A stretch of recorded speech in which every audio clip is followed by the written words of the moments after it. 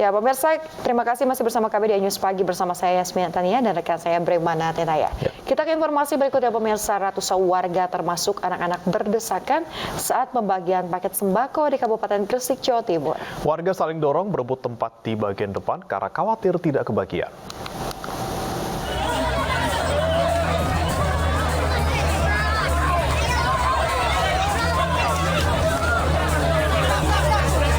Saling dorong tidak terhindarkan saat rombongan kendaraan pengangkut sembako mendatangi lokasi pembagian paket sembako di kawasan wisata Heritage Bandar Grise, Gresik, Jawa Timur.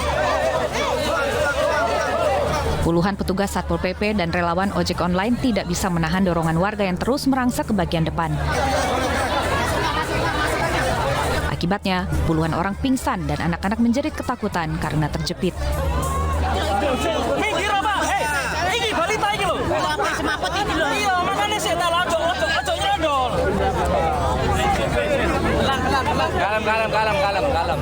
Warga berdesakan berusaha mencapai bagian depan antrean karena khawatir tidak kebagian paket sembako. Warga gimana? Tidak disangka warga datang sebelum jam pembagian dan animonya alhamdulillah baik sekali, dan ini sampai dengan 1 jam berjalan tertib. Pembagian sembako gratis diselenggarakan oleh HIPMI Kabupaten Gresik. Sebanyak 1.000 paket dibagikan kepada masyarakat, terutama warga kurang mampu, sebagai bentuk kepedulian kepada sesama. Dari Kabupaten Gresik, Jawa Timur, Agus Ismanto, iNews melaporkan.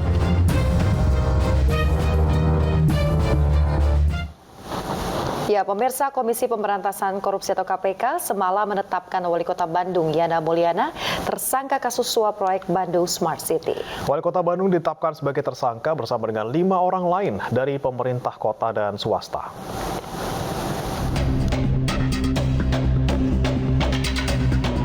Setelah 24 jam diperiksa di Gedung Merah Putih KPK Jakarta, Wali Kota Bandung Yana Mulyana akhirnya resmi menjadi tersangka.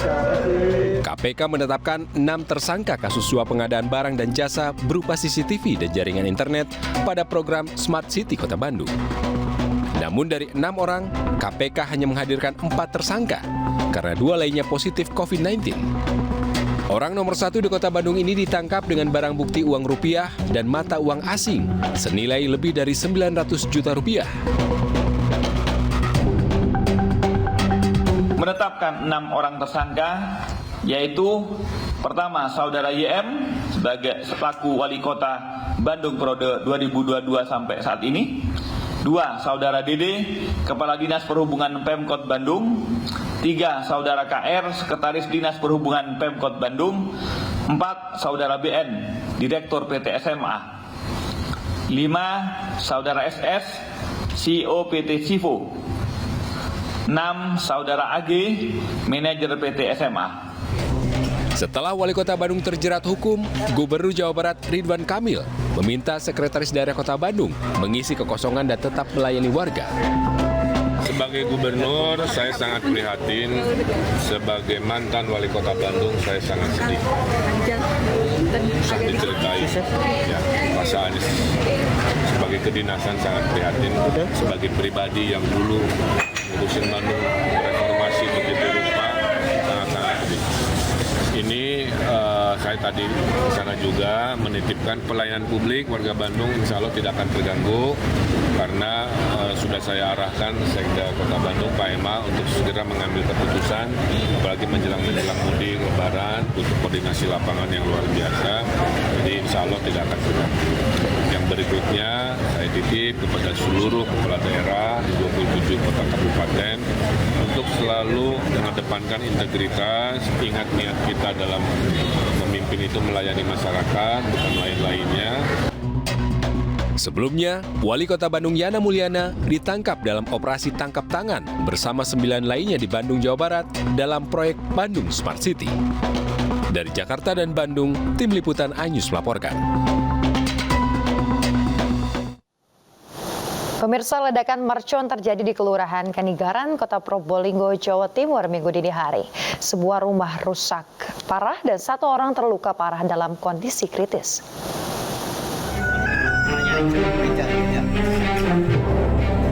Rumah milik Solihin di Kelurahan Kanigaran, Kota Probolinggo, Jawa Timur rusak parah akibat ledakan mercon pada Minggu dini hari. Tembok depan, kamar serta atap rumah ambrol. Suara ledakan bahkan terdengar hingga radius 5 km.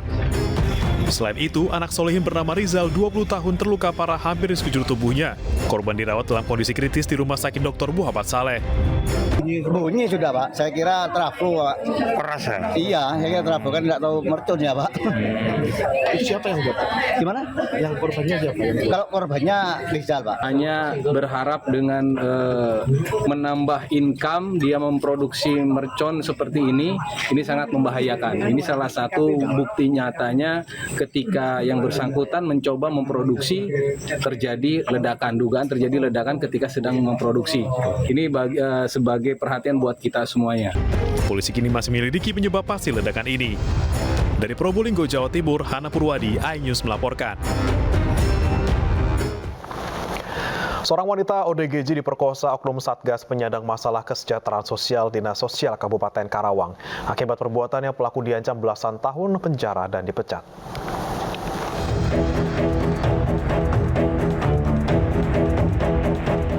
HY, anggota Satgas PMKS dari Dinas Sosial Kabupaten Karawang, Jawa Barat, dibekuk petugas kepolisian usai dilaporkan memperkosa seorang wanita yang mengalami gangguan jiwa asal Bandung.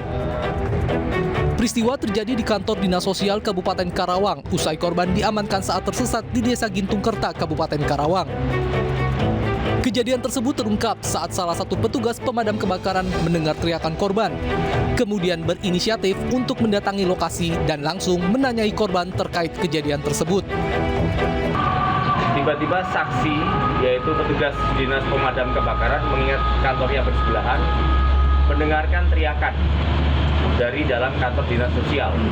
Nah, ketika datang ke sana, ditanyai oleh saksi, petugas damkar, di situ menyampaikan bahwa korban menyampaikan bahwa disetujui oleh pelaku. Atas perbuatannya, Dinsos Kabupaten Karawang langsung memecat pelaku. Setelah ditangkap polisi, kini pelaku terancam hukuman penjara maksimal 12 tahun.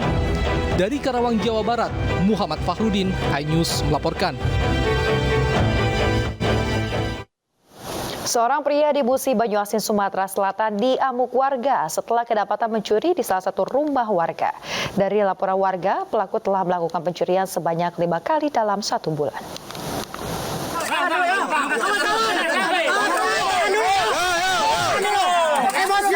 Seorang pelaku pencurian yang meresahkan warga di sejumlah desa di Kecamatan Keluang, Kabupaten Musi, Banyuasin, Sumatera Selatan, diamuk massa lantaran kedapatan mencuri di salah satu rumah warga di Desa Mekarjaya, Kecamatan Keluang. Pelaku melakukan pencurian dengan membobol atap genteng dan masuk rumah mengambil uang tunai di dalam tas korban senilai hampir Rp1.500.000. Aksi pelaku dipergoki korban yang lantas berteriak minta tolong. Pelaku pun bergegas kabur menuju kebun sawit warga, namun naas pelaku terpeleset ke dalam sumur dan akhirnya diamuk massa. Polisi yang datang pun segera melerai dan mengamankan pelaku ke Mapolsek Keluang. Malam ini bersama warga kita amankan satu pelaku dari beberapa TKP.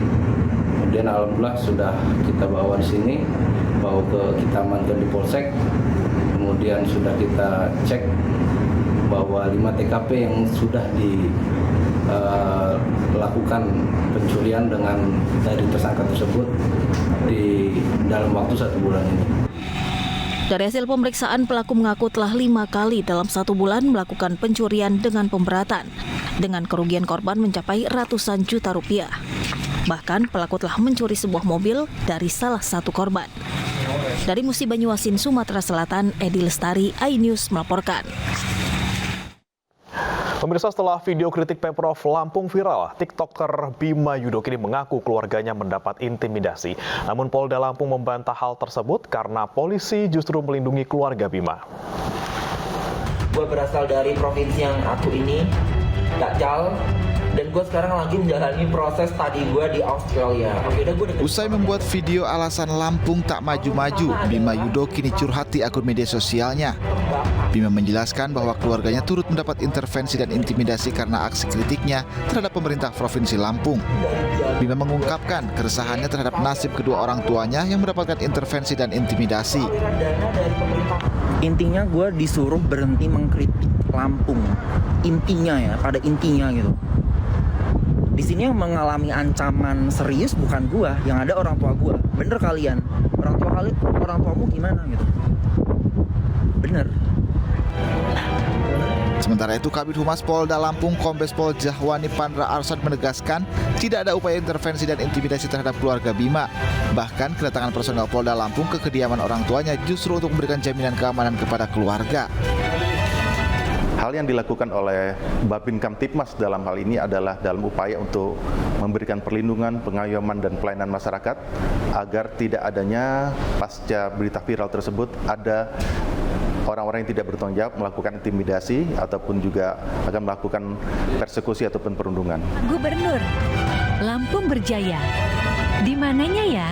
Setelah Bima mengkritik pemerintah Provinsi Lampung tentang infrastruktur, banyak warganet yang mengunggah jalan rusak ke media sosial. Mereka menceritakan tentang kondisi jalan rusak yang tak kunjung diperbaiki di wilayah mereka. Makasih Bima. Namun ada pula yang memuji Bima karena menurut warganet aksi Bima itu memicu pemerintah Provinsi Lampung bergerak untuk memperbaiki jalan rusak. Dari Bandar Lampung, Andres Afandi, iNews melaporkan. Ya, sementara juru bicara keluarga sekaligus pengacara keluarga Bima Yudho Saputro Bambang Sukoco membenarkan adanya intimidasi dari Gubernur Lampung Arinal Junaidi melalui sambungan telepon milik Wakil Bupati Lampung Timur Azwar Hadi. Nada ancaman via telepon tersebut disampaikan orang nomor 1 di Lampung buntut kritik yang dilontarkan Bima di media sosial tentang Lampung yang tak kunjung maju. Beliau mendapatkan telepon dari Bapak Gubernur Provinsi Lampung yang intinya menanyakan terkait masalah konten yang dibikin oleh saudara Bima. Tetapi ada satu hal yang mungkin sebenarnya menurut kami sebagai keluarga ada yang sedikit kurang tidak berkenan dan mungkin sedikit tidak etis dari apa yang disampaikan oleh Bapak Gubernur melalui telepon ke Bapak Yoliman selaku orang tua dari Bima. Ada kata-kata yang mungkin sedikit ancaman ya agar saudara Bima ini jangan lagi membuat konten seperti itu yang menurut beliau sangat merugikan pemerintah Provinsi Lampung. Dan tidak sampai di situ, mungkin satu hal yang sangat mengecewakan bagi kami dari informasi yang telah disampaikan orang tua Bima kepada kami bahwa ada keluar kata-kata yang menurut kami kurang pantas. Beliau mengatakan bahwa Bapak Yudiman ini tidak bisa mendidik anak, tidak becus, dan kata-kata yang mungkin tidak bisa kami sebutkan. Ya pemirsa, untuk menggali lebih dalam tentang masalah yang sedang hangat diperbincangkan di Lampung Timur, kita sekarang sudah terhubung dengan Bupati Lampung Timur, Dawam Raharjo. Ya, selamat pagi Pak Dawam, ada Briomana dan Yasmin di studio.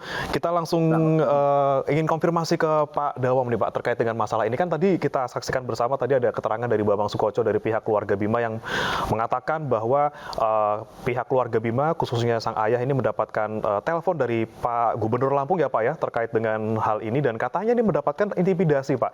Katanya Bima tidak boleh lagi membuat konten yang merugikan Lampung, kemudian juga katanya disebutkan tidak bisa mendidik anak. Ini apakah benar Pak? Karena kan ini kan disampaikan ketika bersama dengan Wakil Bupati Lampung Timur waktu itu, dan apakah ini juga sepengetahuan dari Pak Dawam sendiri? Terima kasih. Assalamualaikum warahmatullahi wabarakatuh. Saya M. Dawam Raharjo, Bupati Lampung Timur, menyampaikan terima kasih atas kesempatan ini. Yang jelas perlu saya sampaikan bahwa selaku Bupati saya sampaikan bahwa kebetulan Mas Bima juga warga kami dan orang tuanya sudah, artinya sudah tabayun, sudah ketemu, tidak ada namanya intimidasi. Apalagi ada istilah saya ibarat menyampaikan bahwa orang tidak mendidik anak. Dan saya masalah ini tahu setelah viral, dan justru dan demikian saya juga Terima kasih saya sampaikan karena juga tekanan batin yang diintimidasi, yang ditekan misalnya netizen justru istri dan anak saya. Karena itu yang jelas saya jelaskan selaku bupati saya melindungi masyarakat kami. Kebetulan orang tuanya juga sahabat kami rupa-rupanya. Setelah tahun kesempatan itu sempat kami bertemu di rumah, berbuka puasa, sholat bareng, ternyata justru nostalgia sehingga tidak ada istilah intimidasi, apalagi kita sudah zamannya begini. Yang jelas kalau bersifat kritik, saya selaku bupati selalu terbuka karena kritik itu artinya untuk koreksi, untuk membangun bagaimana ke depan kita bisa melayani masyarakat dengan yang sebaik-baiknya. Yang jelas intinya terima kasih informasi dan tidak ada intimidasi terhadap keluarga Mas Bima yang ada di Praman Utara, Kecamatan Praman Utara, Kabupaten Lampung Timur. Oke, baik Pak, berarti bisa dikonfirmasi dapat dikonfirmasi sebelumnya bahwa tidak ada hal-hal tersebut ya Pak. Jadi sebenarnya apa Pak yang dilontarkan pada saat di telepon tersebut Pak? Bagaimana Bu? Jadi sebenarnya apa Pak yang diungkapkan oleh Gubernur kepada Bima pada saat ditelepon Pak? Kalau masalah itu saya kurang tahu persis. Tahunya itu setelah viral baru saya lihat-lihat itu ada kiriman berita karena yang disangka juga saya, padahal saya pun nggak tahu. Nah, jelas secara langsung kami tidak tahu persis. Yang jelas saya sebagai Bupati Lampung Timur setelah konfirmasi dan orang tuanya sudah ke rumah dinas kami, tidak ada istilah itu intimidasi karena semua masyarakat Lampung Timur memang sebagai warga negara harus kita lindungi. Ya, berarti memang betul waktu itu Pak Dawam tidak tahu menau ya Pak ya soal ada Wakil Bupati Pak Aswar yang bertemu dengan Pak Juliman ini Pak, belum Bapak tidak tahu ya Pak ya soal pertemuan mereka ya Pak ya? Tidak tahu. Tapi Bapak sempat bertemu langsung dengan Pak Juliman dan sempat berdiskusi dan juga bersilaturahmi seperti itu. Nah, apa saja Pak yang Anda dapatkan ataupun Anda diskusikan bersama dengan Pak Juliman waktu itu Pak? Yang jelas setelah itu beliau ke rumah dinas karena saya juga dari di informasi dari Bu Wagub bagaimana masyarakat, oh ya sudah nanti kita sesuai arahan dari Bu Wagub. Setelah kita konfirmasi ternyata silaturahmi ke rumah dinas kami di rumah dinas Bupati tidak ada istilah intimidasi dan karena itu juga saya sampaikan bahwa apa benar ibaratnya saya menyampaikan bahwa saya selaku Bupati Lampung Timur tidak bisa mendidik anak, tidak. Karena itu saya sampaikan ya terima kasih kalau artinya memang sudah tidak, jangan sampai terjadi fitnah. Yang jelas Bapak sebagai warga kami tetap kami usahakan kita melindungi. Oke. Baik Pak Dawam, soal kritik terhadap Pemkab Lampung Timur ataupun Pemprov Lampung, sebenarnya bagaimana sih Pak Bapak selaku Bupati Lampung Timur ini menyikapi hal tersebut Pak? Apakah ada tindak lanjut ke depannya atau seperti apa Pak? Ya, walaupun artinya nggak ada kritik ya semua kita ini dengan ini tetap ada tindak lanjut karena semua itu pembangunan sesuai dengan artinya perencanaan yang telah diadakan dan ada skala prioritas dengan segala keterbatasan dana anggaran yang ada di pemerintah Kabupaten Lampung Timur dan jelas kita ada prioritas sehingga kewajiban pemerintah daerah merencanakan itu walaupun nggak ada tapi dengan adanya kritik yang jelas itu untuk koreksi sebaik apapun pemimpin pasti ada kelemahan dan kekurangan. Dengan ini mudah-mudahan menjadi koreksi bagi pemerintah daerah untuk ke depan kinerjanya supaya menjadi lebih baik. Pak Dawam, bisa kami konfirmasi lagi ke Bapak, ini apakah memang benar-benar untuk dana perbaikan jalan yang menjadi kritik dari Bima ini memang tidak ada Pak, atau memang kurang, dan apa sebenarnya prioritas dari Pemkab Lampung Timur sendiri Pak, sehingga kemudian infrastruktur jalan ini bukan menjadi sesuatu yang paling tidak menjadi fokus pemerintah Kabupaten Lampung Timur saat ini? Ya kalau untuk pembangunan secara fisik Kabupaten Lampung Timur memang artinya masih terbatas sehingga perlu prioritas dengan luas wilayah yang terdiri dari 264 desa, 24 kecamatan, 5.000 km persegi lebih. Memang jalan begitu banyak yang belum mantap, memang banyak yang memang sangat terbatas untuk bisa secara serentak untuk membangun bukan saja mungkin Lampung Timur, mungkin banyak di Kabupaten Lampung ini yang Artinya banyak jalan yang rusak. Dengan keterbatasan yang ada. Berarti kalau Anda tadi katakan banyak sekali yang rusak, Pak. Apakah pihak Pemkab Lampung Timur sendiri punya datanya? Apakah sudah berusaha untuk mendata bagian mana saja atau berapa ruas jalan yang rusak dan mungkin nanti bisa diperbaiki setelah dananya mungkin ada, Pak? Ada, data ada. Oke, ada berapa Pak kira-kira Pak di Lampung Timur, Pak? Secara detail kurang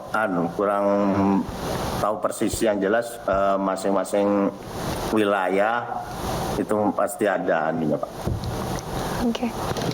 Bapak, selain dari Bima itu sendiri, Pak, ada sejumlah video-video lainnya, Pak, yang mengungkapkan seperti rasa kekecewaan dari warga Lampung terhadap sejumlah fasilitas publik ataupun jalan yang rusak, Pak, saat ini yang berkembang di media sosial. Tanggapan Bapak selaku Bupati Lampung Timur sendiri seperti apa, Pak?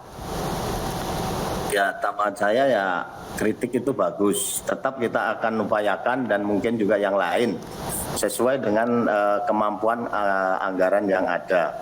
Karena banyak yang harus diperbaiki dan memang kebanyakan jalan terlalu panjang dan memang banyak jalannya rusak ya. Dengan keterbatasan nggak bisa langsung ibaratnya selesai begitu banget jalan itu bagus gitu, Pak. Oke, tapi kami juga melihat di media sosial, Pak, beberapa video sepertinya ada pembangunan jalan gitu, Pak, yang mungkin ya kami duga ini adanya di Lampung Timur, Pak. Apakah memang setelah adanya kejadian ini sudah ada upaya dari pihak Pemkab Lampung Timur, Pak, untuk memperbaiki jalan? Kira-kira titik mana yang sudah ataupun misalnya direncanakan untuk diperbaiki, Pak?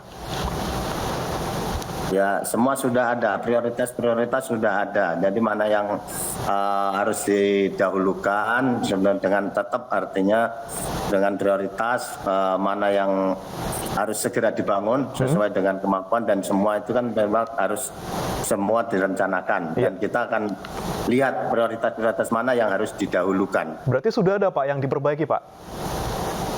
Ada. Oke, yang diperbaiki ini kalau boleh tahu, Pak, detailnya di sebelah mana, Pak? Jalannya, Pak? Di daerah arah Jabung ada, Kecamatan Jabung. Di Pelabuhan Maringgai juga ada. Pelabuhan Maringgai, itu berarti di jalan yang utama ya, Pak, ya? Bisa bilang ini jalan protokol ya, Pak, ya? Bukan, di jalan protokol bukan kewenangan kami. Oke, berarti itu jalan daerah, Pak, untuk bukan jalur utama, Pak? Bukan. Oke, Pak Dawam, ini kan ada pihak-pihak yang ingin mempolisikan ataupun membuat laporan kepada polisi, kepada Bima terkait dengan kritik yang diberikan oleh Bima sendiri.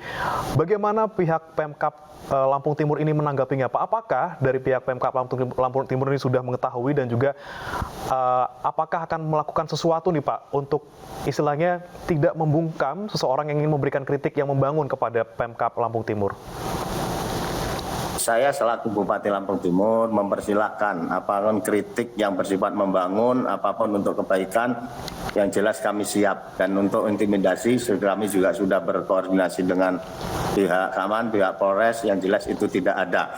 Kalau kita membangun, kami tetap terbuka. Karena kesalahan, kekurangan itu kita tahu persisnya mungkin dari pihak luar. Apapun kita merencanakan dan bagus, tapi kekurangan pasti ada. Terima kasih atas kritikan. Apapun kami tetap terbuka dengan kritikan itulah untuk koreksi. Saya selaku Bupati sehingga tahu kelemahan dan kekurangan sesuai dengan kemampuan. Baik, Pak Dawam. Dan kita akan benahi. Pak Dawam, ini terakhir, Pak, dari kami, Pak.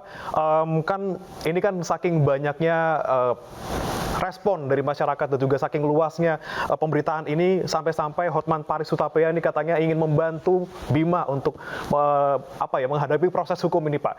Nah, dari pihak Pemkab Lampung sendiri bagaimana menanggapinya, Pak? Apakah juga mungkin ada kemungkinan untuk membawa ini ke proses hukum atau kalau bisa tidak, Pak? Kita nggak ada proses hukum hukum. Yang jelas saya selalu Bupati tetap melindungi warga kami. Kita akan bantu bagaimanapun supaya masyarakat merasa nyaman dengan pelayanan kami sehingga tidak ada istilah intimidasi lagi bahwa masyarakat, kebetulan orang tua Bima juga sebagai seorang PNS, saya selaku pejabat pembina kepegawaian selalu atasannya. Yang jelas saya tetap akan melindungi warga masyarakat kami. Ya baik, terima kasih banyak Bupati Lampung Timur Dawam Rahajut telah bergabung bersama kami di iNews Pagi, Pak. Selamat beraktivitas. Terima kasih, Pak. Ya pemirsa, kita ke informasi berikutnya. MNC Group bersama Ketua KPU Hashim Asyari membahas peran dan juga strategi KPU dalam meningkatkan partisipasi pemilih pada pemilu 2024 mendatang. Tema ini diangkat dalam MNC Forum ke-69 di mana KPU dan MNC Group akan bekerja sama untuk menciptakan pemilu 2024 yang damai, aman, dan tertib dengan memberikan edukasi melalui media massa kepada masyarakat.